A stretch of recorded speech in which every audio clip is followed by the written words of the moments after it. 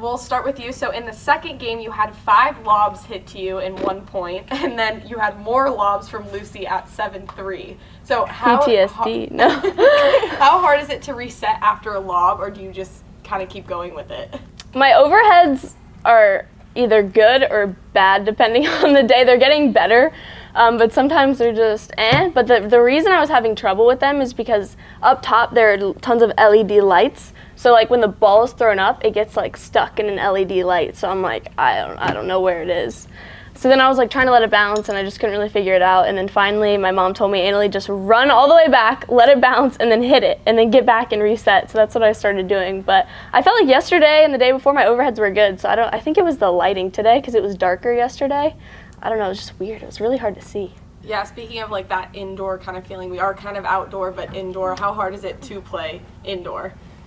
I think I kind of like it. Sometimes you don't have to worry so much about the wind or the sun. But yeah, you kind of have to worry. Sometimes the ceiling, it's a little bit, I guess it's pretty high here. It's pretty high. But yeah, you have some lights that are kind of weird. Sometimes it's just hard to see. But I don't mind it personally. I don't know about you. I don't really like, I have trouble seeing, and when I wear my clear glasses, they fog up a lot compared to like the other ones. So, and I can't wear the other ones inside because I can't see. So a lot of times during points, they're like fogging up and it's hard for me to see. And then, I don't know, it's something about like indoor where there's certain lights coming in. It's like, I don't really, I always have trouble. Always have trouble. I think 2 of my 3 losses this year have been indoors. And I think it's like, it's tough sometimes to see. Ben has a hard time with indoor as well. He has more trouble than me, I think, indoors, but if it's really good lighting, I like the indoors better because of what she says, but sometimes the lighting's sketch. And Catherine, huge crowd for Championship Sunday, including a lady who had a big sign of your face. How weird is it seeing fans in the crowd like that for you? I think it's amazing. I was telling, they were here, she was there, the same lady yesterday. She was like, I was like, only if she would like remove my hat because I'm not sponsored by Tixr anymore. But it's just funny, to see that. It's pretty awesome. I was like, Catherine, look at you. Yeah, I was like, hey, yeah, it's me. But you see more and more now. It's crazy. More and more fans every tournament. And signs and stuff. It's amazing. Cool. And AL, why do you think women's doubles has so many more hands battles compared to men's doubles? Well, I feel like the men, if you speed it up, they're just like boom, and they hit like winners. Yeah, you're like, you got to really like pick your shot in men's doubles, whereas in women's doubles, I feel like it's really tough for us to do that. So, and we also stand a little bit further back, whereas the guys, if they get on top of it and they're there, it's just so close. It's really hard to defend, whereas the women stand a little bit further back because we need time to react. And that's where you get those hands battles.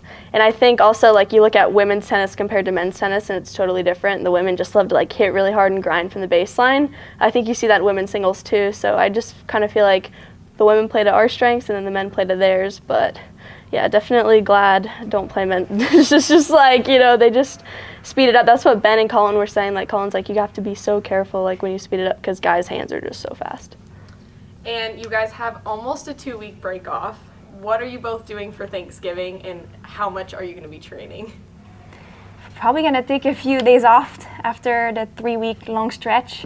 Go to Miami, celebrate Thanksgiving with Athena's side of the family, so I'm super excited. Eat a lot of food, and then get back on the grind. PPA tours after finals. Oh yeah, the finals. Yeah, I'll probably I have like Monday and Tuesday planned of just like fun stuff. Going shopping with my mom one day, getting a spray tan one day, just like, girly, like fun stuff. I'm probably going to get my nails done, sleep a lot, and then after the 2 days, I'll start like getting back on it and getting back on the grind. And then probably Thanksgiving, I won't like take off completely. I'll probably still train, and then finals, and then take off a decent amount after that.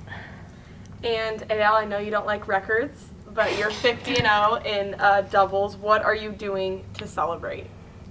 Well, to be fair, I didn't know that until today because, as you said, I don't like records. So I don't know, maybe celebrate with like a piece of cake or something. I don't know.